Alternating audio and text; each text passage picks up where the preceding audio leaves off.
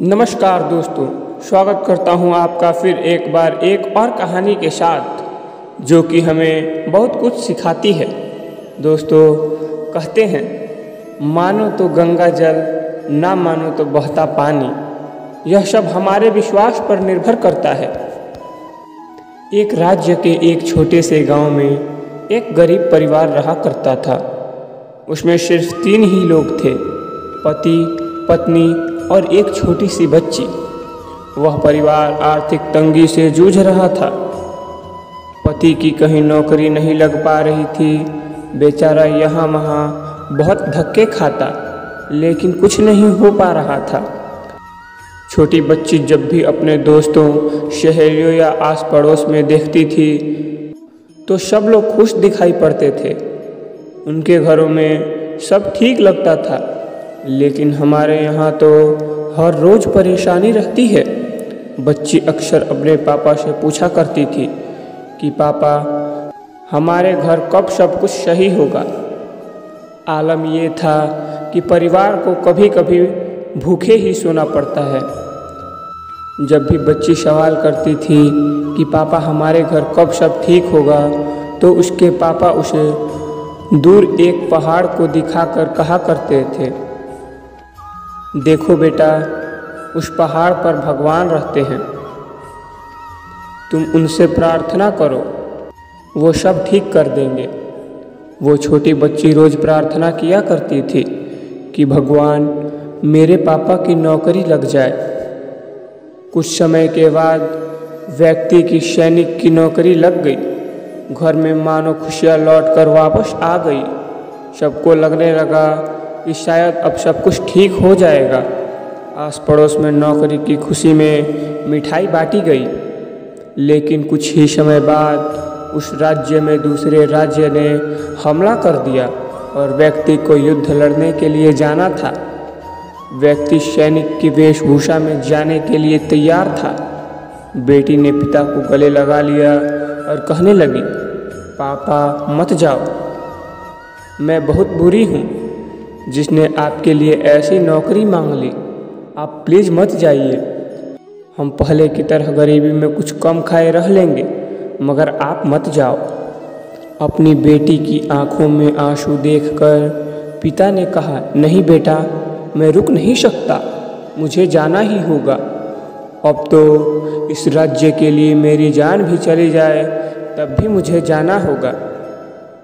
पिता की ऐसी बात सुनकर बच्ची जोर जोर से रोने लगी।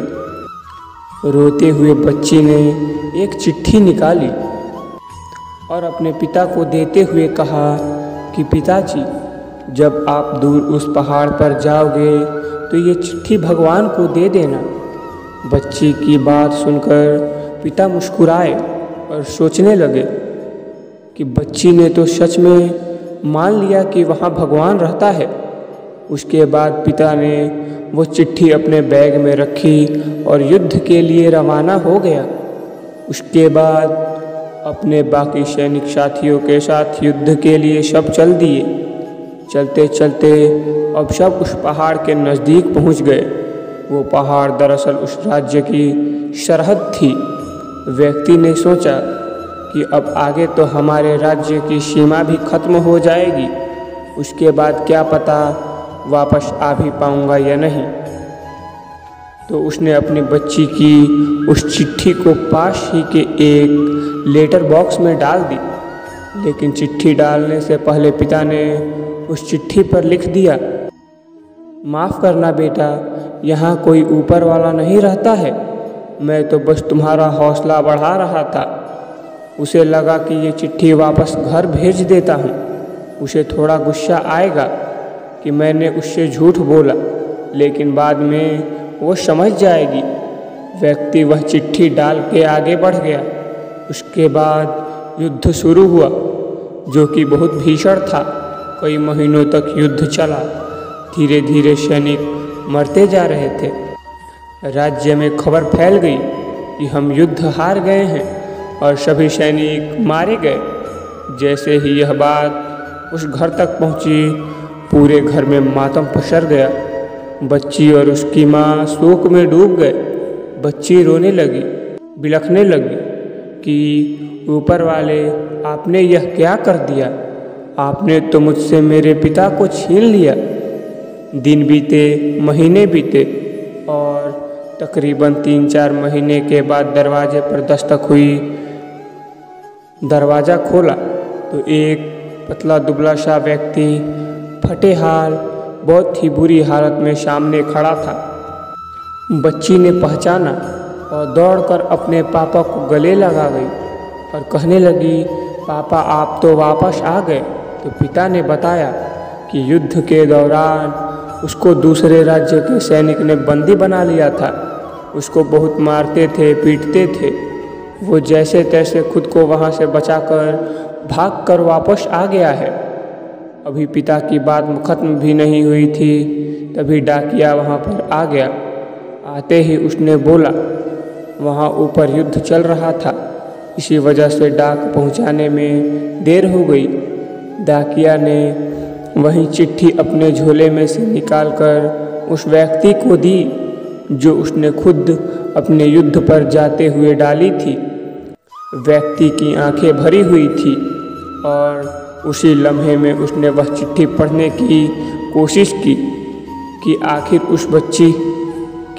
उसकी बच्ची ने इस चिट्ठी में भगवान को क्या लिखा था।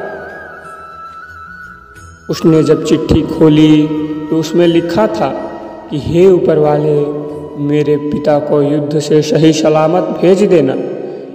इतना पढ़ने के बाद पिता की आंखों से आंसू रुके ही नहीं, क्योंकि इतने भीषण युद्ध के बाद दूसरे राज्य के बंदी बना लेने के बाद भी वह व्यक्ति सही सलामत अपनी बेटी के सामने खड़ा था। उसने अपनी बेटी को गले लगा लिया। यह छोटी सी कहानी हमें सिखाती है कि अगर विश्वास है तो हर जगह भगवान है, बस हाथ उठाकर मांगने वाला चाहिए। धन्यवाद। जय श्री कृष्ण।